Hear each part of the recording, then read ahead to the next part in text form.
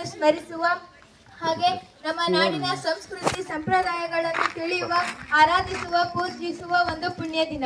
ಹಾಗೆ ಕನ್ನಡ ನಾಡಿನ ಜನತೆ ಅವರ ಪ್ರೀತಿ, ನಂಬಿಕೆ, ವಿಶ್ವಾಸ, ಅಭಿಮಾನ ಹೇಗಿದೆ ಎಂದು ಸಿಂಹಾವಲೋಕನ ಮಾಡಿಕೊಳ್ಳುವ ಒಂದು ಸುಸಂದರ್ಭ.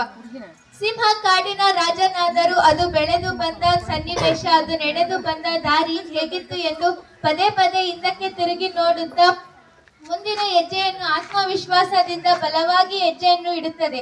ಹಾಗೆ ನಾವು ನೀವುಗಳು ಕನ್ನಡ ನಾಡಿನ ಹಿರಿಮೆ ಗರಿಮೆಯನ್ನು ಮೆಲುಕು ಹಾಕುತ್ತಾ ಹೊಸ ಮನ್ವಂತರಕ್ಕೆ ಕನ್ನಡ ನಾಡಿನ ಸೊಗಸನ್ನು ಹಂಚಬೇಕಾಗಿದೆ. ಮೊದಲು ನಮ್ಮ ಕನ್ನಡ ನಾಡು ನುಡಿ ನಾಲ್ಕಾರು ಕಡೆ ಹರಿದು ಹಂಚಿ ಹೋಗಿತ್ತು. ಅದನ್ನೆಲ್ಲ ಒಂದು ಮಾಡಲಿಕ್ಕೆ ಕನ್ನಡ ನಾಡಿನ ಭಾಷಾಭಿಮಾನಿಯಾದ ಆಲೂರು ವೆಂಕಟರಾಯರವರು ಕರ್ನಾಟಕವೆಲ್ಲಿದೆ, ನಾಲ್ಕಾರು ಕಡೆ ಹರಿದು ಹಂಚಿ ಹೋದ ಕರ್ನಾಟಕವನ್ನು ಒಲಿದು ಒಂದು ಮಾಡುವರ್ಯಾರು, ಅಷ್ಟೊಂದು ಅಭಿಮಾನ ಉಂಟೇನು ಎಂದು ಹೇಳುತ್ತಾರೆ. ಹಾಗೆ ಇವರು ಹೋರಾಟದ ಕಿಚ್ಚನ್ನು ಕನ್ನಡಿಗರಲ್ಲಿ ಹಚ್ಚಿಸಲಿಕ್ಕೆ ಕರ್ನಾಟಕದ ಗತವೈಭವ ಎಂಬ ಒಂದು ಪುಸ್ತಕವನ್ನ ರಚಿಸಿ ಇವರು ಕನ್ನಡಿಗರಲ್ಲಿ ಹೋರಾಟದ ಕಿಚ್ಚನ್ನು ಹಚ್ಚಿಸುತ್ತಾರೆ.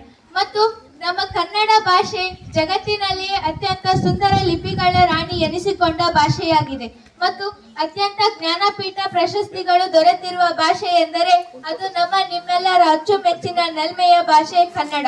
ಕನ್ನಡ ನಾಡು ಕಪ್ಪು ಮಣ್ಣಿನ ಕಂಪ ಬೀರುವ ನಾಡಾಗಿದೆ. ಸೂಕ್ಷ್ಮ ಸಂವೇದನಶೀಲತೆಯನ್ನು ತನ್ನ ಒಡಲಿನಲ್ಲಿ ಇಟ್ಟುಕೊಂಡಿರುವ ಭಾಷೆ ನಮ್ಮದು.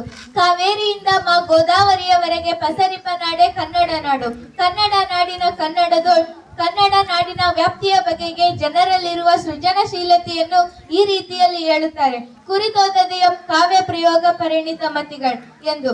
ಇನ್ನು ಅನೇಕ ಕೆಟ್ಟ ಜನಗಳು ಕನ್ನಡ ನಾಡು ನುಡಿಗೆ ಯಾರಾದರೂ ತೊಂದರೆ ಅಥವಾ ಅಪಮಾನ ಮಾಡಿದರೆ ಅಭಿಮಾನಿಗಳು ಅತ್ಯುಗ್ರ ವಿವೇಕಿಗಳಾಗಿ ಚೆಲುವಿನಿಂದ ಕೂಡಿದರವರಾಗಿ ಸದ್ಗುಣಗಳನ್ನು ಒಡಮೂಡಿಸುವವರಾಗಿ ಕೆಟ್ಟ ಜನಗಳಿಗೆ ಮರೆಯಲಾರದ ಪಾಠವನ್ನು ಕಲಿಸುತ್ತಾರೆ.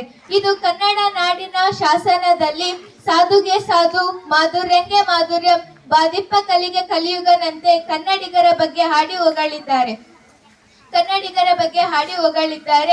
ಇನ್ನು ಆದಿಕವಿ ಪಂಪರವರು ಅರಂಕುಶವಿಟ್ಟೊಡಂ ನೆನೆಯುವುದನ್ನ ಮನಂ ಬನವಾಸಿ ದೇಶಮಂ ಮರಿಕೋಗಿಲೆಯಾಗಿ ಪುಟ್ಟುವುದು ದುಂಬಿಗಳಾಗಿ ಪುಟ್ಟುವುದು ನಂದನಗಳೋಳ್. ಅಂದರೆ ನನ್ನ ಮುಂದಿನ ಜನನ ಕನ್ನಡ ನಾಡಿನ ಈ ಪರಿಸರದಲ್ಲಾಗಲಿ ಈ ಕನ್ನಡ ಮಣ್ಣಿನಲ್ಲಿ ನನ್ನ ಜನನವಾಗಲಿ ಎಂದು ಆದಿಕವಿ ಪಂಪರವರು ಆಶಿಸಿದ್ದಾರೆ. ಅವರ ಆಶಾಭಾವನೆಯನ್ನು ಇಲ್ಲಿ ನಾವು ನೋಡಬಹುದು. ಇನ್ನು ಅನೇಕ ಸಾಧಕರು ನಮ್ಮ ನಾಡು ನುಡಿಗೆ ಅವರದ್ದೇ ಆದ ಅಮೂಲ್ಯ ಕಾಣಿಕೆಯನ್ನ ನೀಡಿ ಕೊಡುಗೆಯನ್ನ ನೀಡಿ ನಮ್ಮ ನಾಡನ್ನು ಎತ್ತರದಲ್ಲಿ ಇಟ್ಟಿದ್ದಾರೆ.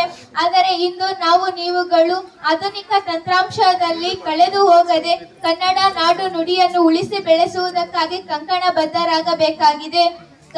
ಕನ್ನಡಕ್ಕಾಗಿ ಕೈ ಎತ್ತು, ನಿನ್ನ ಕೈ ಕಲ್ಪವೃಕ್ಷವಾಗುತ್ತದೆ. ನಿನ್ನ ನಂಬಿದವರಿಗೂ ನಿನ್ನ ತಾಯಿಗೂ ಒಳ್ಳೆಯದಾಗುತ್ತದೆ.